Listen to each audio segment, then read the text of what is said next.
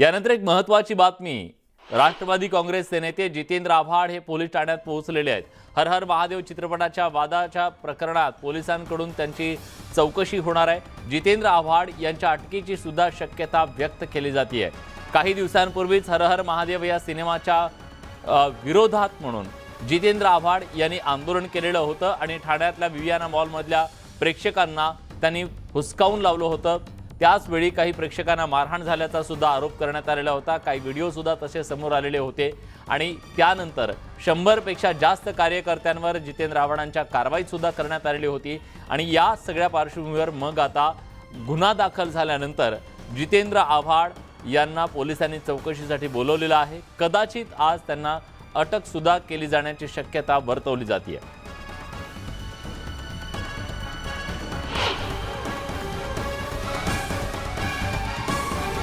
अजित पांढरे आपले प्रतिनिधी आता आपल्यासोबत आहेत। अजित, काय तपशील आहे? अटक होऊ शकते का? पोलिसांनी काय तयारी केली आहे? तिला जी माहिती मिळाली आपल्याला त्यानुसार त्यांना नोटीस इश्यू केल्या होत्या। कलम 41 नुसार तपास कार्यामध्ये सहकार्य करण्याकरता आरोपी म्हणून या प्रकरणामध्ये जितेंद्र आव्हाड यांचं नाव आहे। त्यामुळे त्यांचा जबाब नोंदवण्याकरता त्यांना बोलवलं होतं आणि ते पोलीस स्टेशन दाखल झालेले आहेत। पुढे जाऊन होऊ शकतं की ते कोर्टामध्ये हजर राहून या प्रकरणी त्यांचा जो अटकपूर्व जामीन देखील घेऊ शकतात। पण तुर्तास तर एवढी माहिती मिळते की जितेंद्र आव्हाड जे आहे ते पोलिसांच्या विनंतीला मान देऊन त्या ठिकाणी वस्त्रतंत्र पोलीस स्टेशनमध्ये चौकशीला हजर झालेले आहेत। पुढे पोलीस नेमकी काय प्रक्रिया करतात हे थोड्या वेळात स्पष्ट होईल। पण थिएटरमधलं जे मारहाण होतं ते प्रकरण आव्हाड यांना टाकण्याचं स्पष्टपणे दिसतंय, कारण का या पद्धतीनं पोलिसांनी या घटनेमध्ये कलम लावलेले आहेत आणि त्याच्यामध्ये कलम जरी असतील तरी याच्यामध्ये अटक होण्याची दाट शक्यता आहे। त्यामुळे याआधी आपल्याला माहिती आहे की अनंत कर्मूचे प्रकरणी आव्हाड यांना अटक आणि सुटका झाली होती। तर या हे प्रकरण त्याच पद्धतीचं आहे। याही प्रकरणामध्ये आव्हाड यांना अटक आणि सुटका होऊ शकते। या दृष्टीने आता पोलिसांच्या पुढे काय पाऊल उचलतात ते पाहावं लागेल। बरं, पण त्यांच्याकडून काय प्रतिक्रिया मिळू शकलेली आहे या सगळ्या कारवाईच्या संदर्भात? प्रतिक्रिया घेण्याचा आम्ही प्रयत्न करतोय, मात्र जी माहिती मिळते त्यानुसार आधी आम्ही पोलीस स्टेशनला जाऊ, त्या ठिकाणी पोलिसांना जे सहकार्य करू, आमचा जबाब नोंदवू आणि पुढे नंतर प्रसार माध्यमांना याबाबत माहिती देऊ। त्यांच्यावरती नेमकी अशी कुठली कलमं लावण्यात आलेली आहेत? त्यांच्यावरती कलम आहे सरकारी कामामध्ये अडथळा आणणे, त्याच पद्धतीनं मारहाण करणे, कलम 141, जमावबंदी असेल 144, अशा विविध पद्धतीचे कलम लावण्यात आलेले आहेत। त्याच पद्धतीनं त्या ठिकाणी जमावबंदीचा आदेश मोडणे अशा पद्धती देखील कलम लावण्यात आलेली आहेत। नक्कीच, धन्यवाद अजित, तुम्ही दिलेल्या सगळ्या सविस्तर माहितीबद्दल। तर ही मारहाण झाल्याची दृश्य आपण बघतोय। एका प्रेक्षकाला मारहाण झालेली होती, ज्यांनी विरोध केलेला होता। या सगळ्याला आपले तिकिटाचे पैसे त्यांनी मागितलेले होते आणि मग जितेंद्र आव्हाड यांच्या कार्यकर्त्यांनी या प्रेक्षकाला बेदम अशी मारहाण केलेली होती आणि हे सगळं प्रकरण आता पुन्हा त्यांना भोवण्याची शक्यता आहे, कारण जितेंद्र आव्हाड यांच्या अडचणी वाढू शकतात जर पोलिसांनी या संदर्भात कठोर कारवाई करण्याचा निर्णय घेतला तर। कारण त्यांच्या कार्यकर्त्यांनी जो धुडगूस घातलेला होता या संपूर्ण प्रकरणामध्ये, त्यानंतर आता पोलिसांनी ही कारवाई केलेली आहे।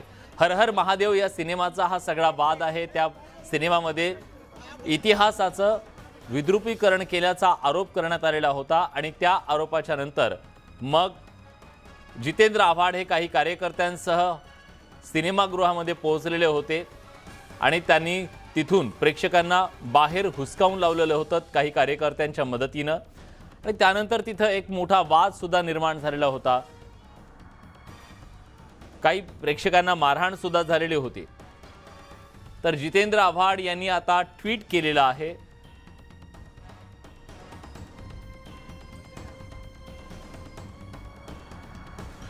आज दुपारी साधारण 1 वाजता मला वर्तकनगर पोलीस स्टेशनचे वरिष्ठ पोलीस निरीक्षक निकम यांचा फोन आला आणि नोटीस घेण्यासाठी मी माणूस पाठवतो, नाहीतर तुम्ही पोलीस स्टेशनला या असं ते म्हणाले। मी मुंबईला जायला निघालो होतो। मी म्हटलं की मी पोलीस स्टेशनला येतो आणि नंतर मी मुंबईला जातो। हा पोलिसी बळाचा गैरवापर आहे। आता मी लढायला तयार आहे। फाशी दिली तरी चालेल, पण मी जे केलं नाही तो मी गुन्हा कबूल करणार नाही। मी पोलीस स्टेशनला गेलो असताना त्यांनी मला गप्पांमध्ये गुंतवून ठेवलं। त्यानंतर डीसीपी राठोड हे पोलीस स्टेशनला आले. त्यांच्या डोळ्यात आणि चेहऱ्यावरती अस्वस्थपणा दिसत होता, हतबलता दिसत होती. ते आदरानं म्हणाले की मी काही करू शकत नाही, वरून आदेश आलेले आहेत, तुम्हाला अटक करावी लागेल. तर जितेंद्र आव्हाड यांना ही अटक केली जाते का? हा पोलिसी बळाचा गैरवापर आहे. आता मी लढायला तयार आहे, फाशी दिली तरी चालेल, पण मी जे केलं नाही तो गुन्हा कबूल करणार नाही, असं त्यांनी म्हटलेलं आहे. महेश तपासे आता राष्ट्रवादी काँग्रेसचे प्रवक्ते आता आपल्यासोबत जोडले गेलेले आहेत. महेशजी, पोलिसी बळाचा गैरवापर केला जातोय असं म्हणणं जितेंद्र आव्हाड यांचं आहे. तुमचं काय म्हणणं आहे? तुमची पहिली प्रतिक्रिया काय आहे? कारण जितेंद्र आव्हाड यांना अटक होण्याची शक्यता आहे. पोलिसी बळाचा वापर केला जातोय. मला महाराष्ट्र देशाचं सर्वच विरोधी पक्षाच्या नेत्यांचं, कार्यकर्त्यांचं आणि मला वाटतं तर सामान्य जनतेचं देखील तेमत झालेलं आहे. पोलिसांना पुढे करून, ईडीला पुढे करून, इन्कम टॅक्सला पुढे करून या विरोधी पक्षाच्या नेत्यांना कसं त्याची कुटुंबना करता येईल एवढंच भारतीय जनता पार्टीला करतं. जो विषय जितेंद्र आव्हाड साहेबांचा होता ते समजून घेतला पाहिजे. छत्रपती शिवाजी महाराजांच्या प्रतिष्ठेला अजिबात धक्का पोचू नाही, मराठी मुलकाची ही आपल्या सर्वांचीच भावना आहे. त्याच्यामध्ये नम्रतेने हात जोडून प्रेक्षकांना त्यांनी बाहेर जाण्यासाठी विनंती केली. शेवटी शासनाचं लक्ष वेधणं गरजेचं असतं.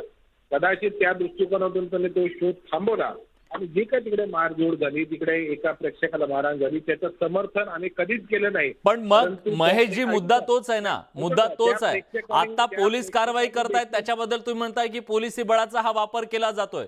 मग सर्वसामान्य प्रेक्षकांवरती 50 ते 60 लोक तिथं त्यांना मारहाण करतात, तो बळाचा वापर नाही? तो त्या प्रेक्षकाने देखील श्री जितेंद्र आव्हाड यांनी मला मदत केली अशीच भूमिका त्या प्रेक्षकांनी देखील त्या ठिकाणी. आपण तुमच्या कार्यकर्त्यांचं काय, त्याचा निषेध तुम्ही नोंदवलेला आहे का? सामान्य प्रेक्षकाला मारहाण कशी काय करू शकतात? झुंडीच्या झुंडी, तो बळाचा वापर नाहीये का? कुठल्याही प्रेक्षकाला मारहाणीचं समर्थन आव्हाड साहेबांनी स्वतःच केलेलं नाही. राष्ट्रवादीच्या खासदार सुप्रियाताई सुळे पण त्याच्यावर बोलले, अमोल कोल्हे पण त्याच्यावर बोलले.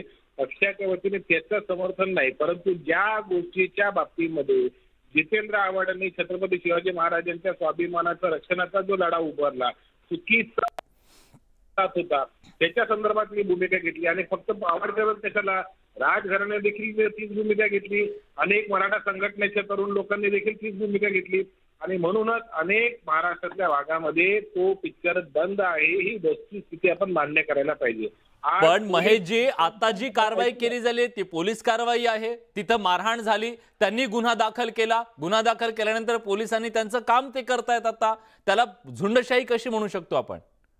पोलिसांच्या या कारवाईमध्ये सेक्शन कुठले लावल्यात मला माहिती नाही. आव्हाड साहेबांचे ट्विट आपण आता वाचून दाखवलं.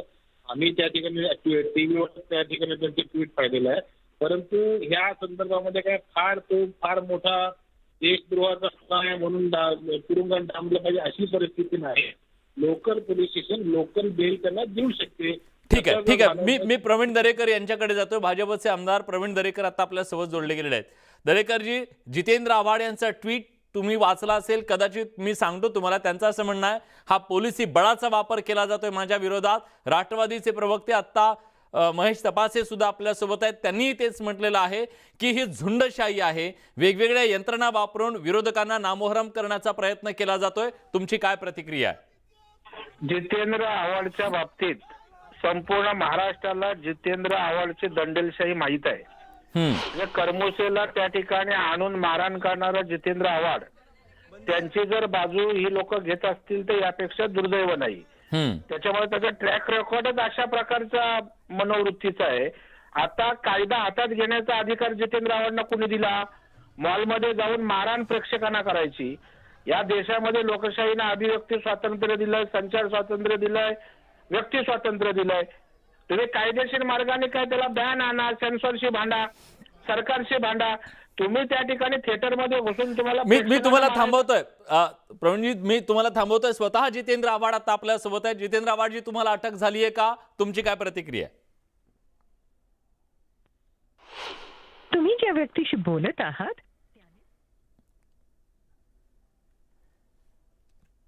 काही तांत्रिक कारणामुळे त्यांच्याशी संपर्क होऊ शकले नाही. पुन्हा त्यांच्याशी संपर्क करण्याचा प्रयत्न करूया. पोलिसांच्या सोबत ते आहेत, त्यांना अटक झाली आहे का याच्याबद्दल अजून कुठलीही माहिती नाहीये, पण अटक होऊ शकते असं त्यांनी सांगितलेलं आहे. प्रवीण दरेकर आता आपल्यासोबत होते. प्रवीण, तुमचं म्हणणं पूर्ण करा. एक लक्षात ठेवा, जितेंद्र आव्हाड काय प्रकारचे संपूर्ण महाराष्ट्राला माहित आहेत. आतापर्यंत त्यांनी बळाचा वापर कसा केला, सत्तेचा वापर कसा केला, हे ठाण्यासह महाराष्ट्रातील जनतेला माहित आहे. आणि आता हर हर महादेवच्या संदर्भात आक्षेप असतील तर लोकशाहीमध्ये सनदशीर मार्गाने लढा ना, आंदोलन करा ना. तुम्ही मॉलमध्ये, थिएटरमध्ये घुसून मारहाण करणार असतील तर सरकारने काय डोळे झाकून बघायचं का? मी विचारतो तपासेजी, उत्तर द्या. जर समजा तुम्ही कायदा हातात घेणार असाल तर कायद्यानं कायद्याचं काम सुद्धा करायचं नाही अशी तुमची अपेक्षा आहे का?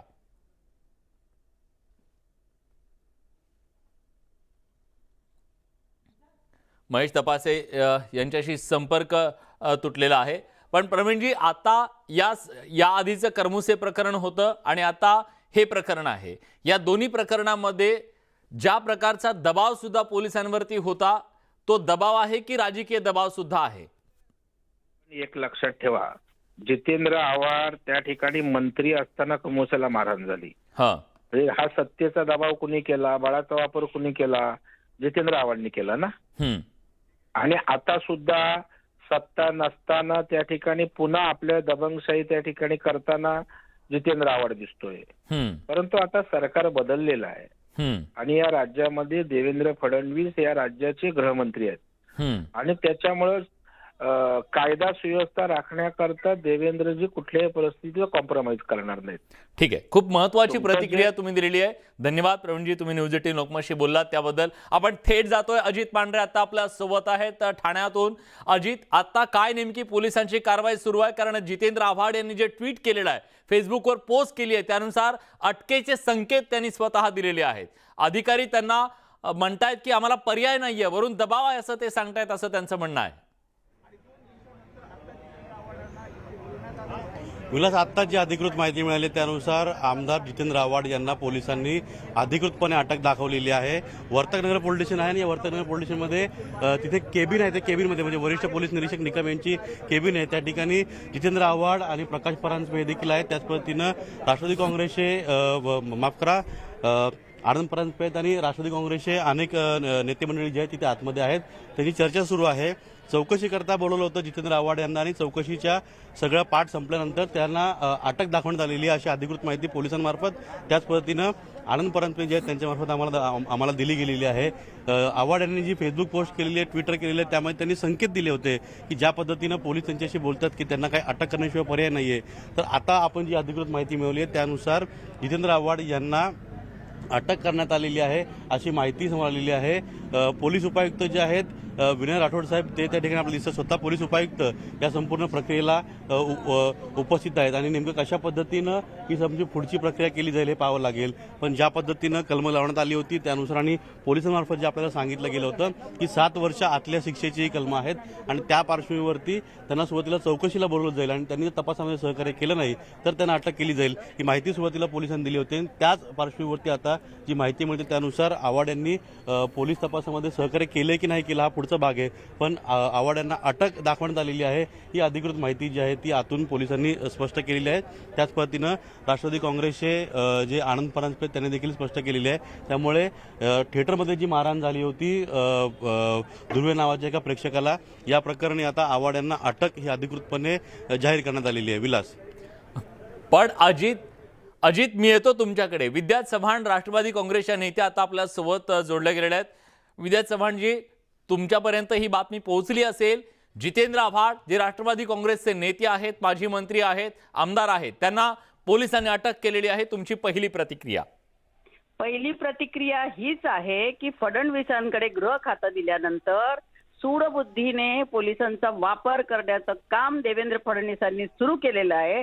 परवा आम्ही जेव्हा यांना बघायला गेलो होतो तेव्हा सुद्धा आमच्या पोलीस स्टेशनवर डिटेन केलं आणि मग नंतर खोटे सगळे सेक्शन लावून आम्हाला आमच्यावरती आरोप करण्यात आलेले आहेत. फडणवीसांना म्हणावं, तुमची हिंमत असेल ना, तुम्ही जर सच्चाईचा सामना करायला खरे गृहमंत्री असाल ना, तर तुम्ही तुमचा जो कार्यकर्ता आहे संदीप माळी, कल्याणचा गुंड, जो मोठ्या मोठ्या बिल्डरला जमिनी खाली करून देतो, जो त्याने 14 वर्षाच्या मुलीवर रेप केला, पॉस्कोच्या अंतर्गत गुन्हा असून सुद्धा मोकाट सुटलेला आहे तो, त्याला मदत कोण करताय? संदीप माळीला रवींद्र चव्हाण मदत करतायत. आणि ह्या रवींद्र चव्हाण आणि मनसेचा जो आमदार आहे ते हे संदीप माळीला प्रोटेक्ट करतायत.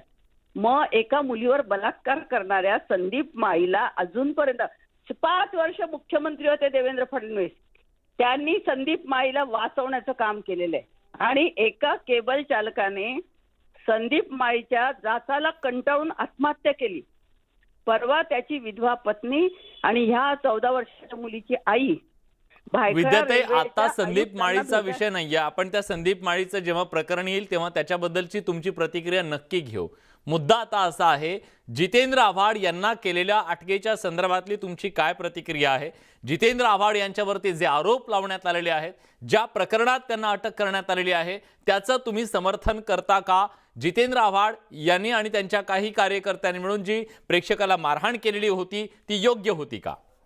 हे बघा, मी त्याच मुद्द्यावरती येत होते. मी म्हणत होते गृह खात्याचा जर खऱ्या अर्थाने गुन्हेगारांसाठी, गुंडांसाठी वापर करत असेल तर त्यांनी करावा असं मी त्यांना सुचवतीये. आणि परवाच्या थिएटरमध्ये जे काय झालं ते जितेंद्र आव्हाडांच्या कार्यकर्त्यांनी त्या लोकांना मारहाण केली, ती चुकीचीच आहे.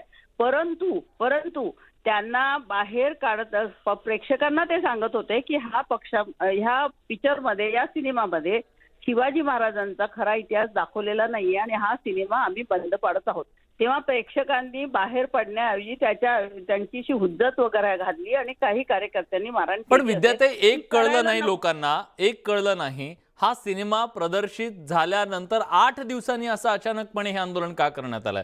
प्रदर्शित होण्याच्या आधीच तो प्रदर्शित होऊ नये याच्यासाठी प्रयत्न करणं, समजा तो बघायलाच मिळाला नसेल तर ज्या दिवशी झाला त्या दिवशी करणं, 8 दिवस काहीच होत नाही, 8 दिवस अचानकपणे हे सगळं केलं जातं. मग प्रेक्षकांना सुद्धा अनेक प्रश्न पडतात या सगळ्याबद्दलची. हे बघा, मला तुम्हाला तेच सांगायचंय, आम्ही मागच्या आठवड्यात शिर्डीला होतो, त्यानंतर आम्ही आल्यानंतर काही जणांनी हा सिनेमा बघितला, त्यानंतर छत्रपती संभाजीराजांची पण प्रतिक्रिया बघितली, संतप्त प्रतिक्रिया होती. संभाजीराजांना चिरताना एवढं कोणी बघितलेलं नव्हतं. आणि जितेंद्र आव्हाडांनी जी परवा प्रेस कॉन्फरन्स घेतली त्यांनी सांगितलेलं आहे की अफजल खानाने असा वध केला नाही, खांबातनं नरसिंहाचा वध झाला तसं त्यांना दाखवलेलं आहे. 6.5 फुटाचा तो अफजल खान पडतो आणि शिवाजी महाराज त्याला मांडीवर घेतात आणि मग वध करतात. नंतर बाजीप्रभू देशपांडेंचं काय खोटं विकृतीकरण काय? अमेय खोपकर म्हणाले की जितेंद्र आव्हाड काय इतिहासाचं नॉलेज. अरे तुम्हाला नॉलेज आहे का? बघा तुम्ही, हे बघा, पुरंदऱ्यांनी जो खोटा इतिहास महाराष्ट्राच्या तमाम जनतेवर 70-80 वर्ष बिंबवला तो चुकीचा आहे. आणि तसे सिनेमा काढणे, ते महेश मांजरेकर असतील, ते देशपांडे असतील, त्यांना थोडी तरी लाज वाटायला पाहिजे. तुम्ही खरा इतिहास दाखवा ना शिवाजी महाराजांचा, पण तुम्ही चुकीचा इतिहास दाखवता. जिथे छत्रपती संभाजीराजे सुद्धा एवढे चिडले होते, मग तिथे अशा सगळ्यांनी जर विरोध. आणि अमेय खोपकर काय सांगतात, तो मनसेच्या किती कार्यकर्त्यांनी घुसून लोकांना मारलेलं आहे. गरीब लोक जे या मुंबईच्या शहराचा कारभार पण ही जी झुंडशाही आहे त्या झुंडशाहीच्या विरोधात जर पोलिसांनी कारवाई केली असेल तर त्याच्यावर प्रश्नचिन्ह का उपस्थित केलं जातंय, हाही प्रश्न आता दरेकरांनी उपस्थित केलेला आहे. मी यानंतर जातो. ताई, तुम्ही सोबत राहाच. आता आपल्या सोबत तुषार खरात सुद्धा जोडले गेलेले आहेत, सचिन खरात आपल्या सोबत जोडले गेलेले आहेत. सचिनजी, तुम्ही आता कुठे आहात आणि तुमची काय पुढची रणनीती असणार आहे? मुळात रयतेचे राजे शिवाजी महाराज यांच्यावर 2 चित्रपट आलेले आहेत आणि या चित्रपटामध्ये चुकीचा इतिहास दाखवल्याचा आरोप आदरणीय संभाजीराजे यांनी केला आहे. राजघराण्यांनी हा आरोप केलेला आहे. आपण राजघराण्याचा आदर करतोय, महाराष्ट्र राज्याला आणि भारताला सगळ्या जनतेला माहित आहे. तरी सुद्धा राज्य सरकारवर बंदी घाला या चित्रपटावर त्यांनी मागणी केली होती. जनतेमध्ये संतापाची लाट उसळली होती. तरी सुद्धा या चित्रपटावर बंदी घालण्यात आलेली नाही. यावरून स्पष्ट दिसून येत आहे की हे सरकार गोळवणकर आणि हेडगेवार यांच्या विचारावर काम